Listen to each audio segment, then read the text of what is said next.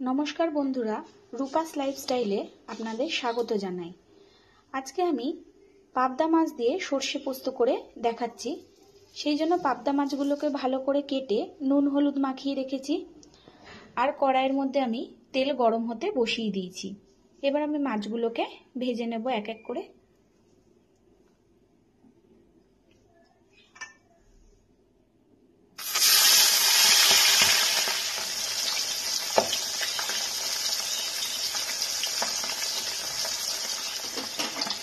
माछगुलोर একটা দিক ভালো করে ভাজা হয়ে গেছে। এবার আমি এটাকে উল্টে দিয়েছি।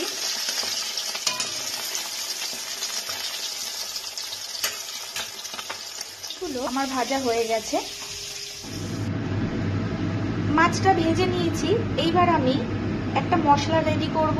সেই জন্য সরষে পোস্ত আর কয়েকটা কাঁচা লঙ্কা নিয়েছি। এটাকে আমি বেটে নিচ্ছি। মশলাটা আমার বাটা হয়ে গেছে।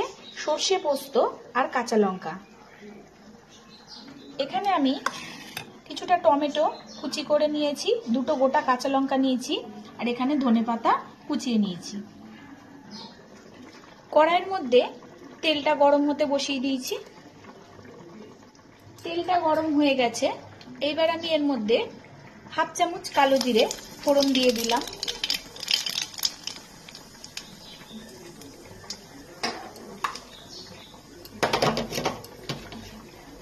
ফোড়নটা একটু ভাজা ভাজা হলে এর মধ্যে টমেটো কুচি দিয়ে দিলাম।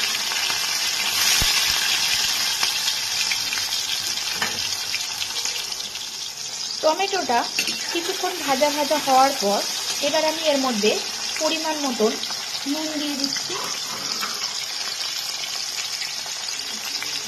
পরিমাণ মতন নুন দিয়ে দিলাম। একটু অল্পই দিলাম নুনটা, কেননা সর্ষে পোস্তটা বাটার সময় আমি অল্প একটু নুন দিয়েই বেটেছিলাম। আর হলুদ গুঁড়োটা দিয়ে দিচ্ছি। দিয়ে এইটাকে ভালো করে একটু ভেজে নিচ্ছি।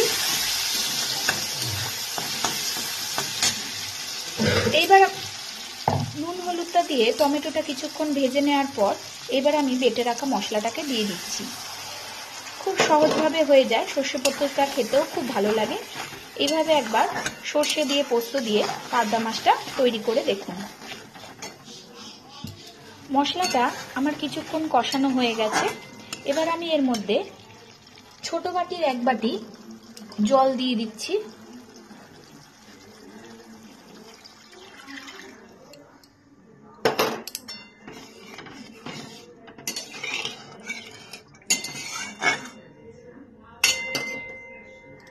আর এই সময়তেই দুটো গোটা কাঁচা লঙ্কা আমি দিয়ে দিলাম। ঝোলটা আমার ফুটে গেছে। এবার আমি এর মধ্যে মাছগুলোকে দিয়ে দিচ্ছি।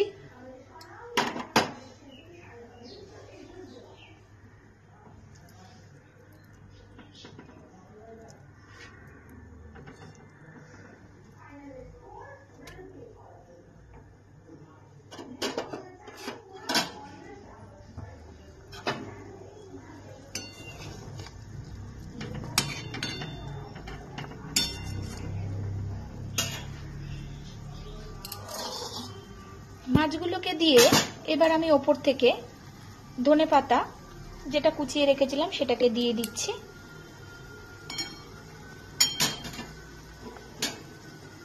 এটা আপনারা দিতেও পারেন, না দিতে পারেন, কোনো অসুবিধা নেই, কিন্তু দিলে টেস্টটা ভালো লাগে, সেই জন্যই আমি দিলাম।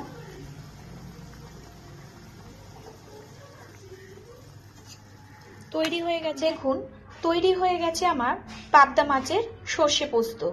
আমি যেইভাবে করলাম সেই রকম ভাবে একবার করে দেখবেন, খেতে খুবই ভালো লাগবে। আর যদি ভালো লাগে অবশ্যই আমাকে কমেন্ট করে জানাবেন যে কেমন লাগলো। একটা লাইক করবেন আর আমার চ্যানেলটিকে সাবস্ক্রাইব করে আমার পাশে থাকবেন। গরম ভাতের সাথে এটা খেতে খুবই ভালো লাগবে। একবার এইভাবে করে দেখুন।